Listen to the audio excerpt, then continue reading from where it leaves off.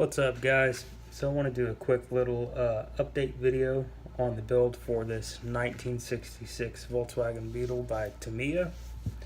So just wanted to show you some exterior color choices that I went with, as well as interior color choices, and one of the major reasons why I bought this kit versus the kits offered by Revell and AMT and the other manufacturers.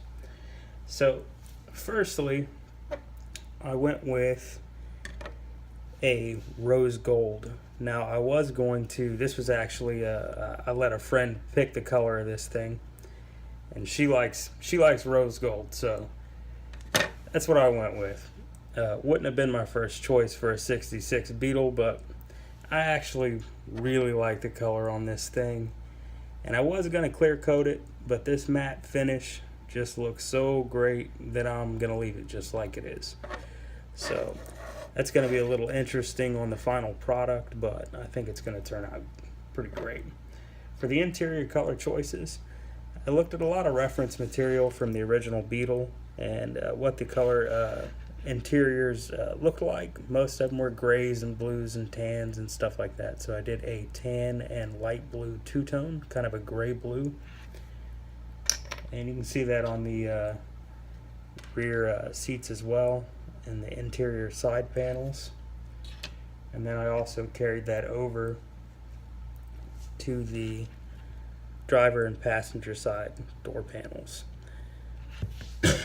Now, one of the major reasons why I bought this kit in particular is because the front section of the car actually does open up, and in the competitors' kits you don't really see that. A lot of the times it's a solid mold for the front of the vehicle. So I went ahead and just took that piece out and finished it out just to see how it would look. It does come with the spare, which I left unglued and removable. As you can see, I detailed out all of the excuse me, all of the containers for the washer fluid, and I think that might be brake fluid or something like that. I'm not really sure. And then all of the water seals for the front are all detailed out. The fuel tank, I ran some wiring, and then these parts up here were not included with the kit, but in referencing the stock car, how it came from the factory, there's all kinds of little stuff up here, so I tried to duplicate that as closely as possible. So that's one of the major reasons why I bought it. I'm a big fan of detail.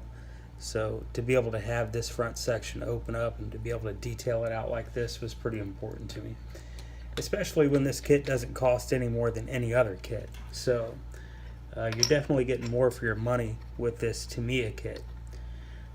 So that's the little update. I'm probably going to end up finishing this thing pretty quickly because it's for one, it's a simple build, but it's also pretty interesting.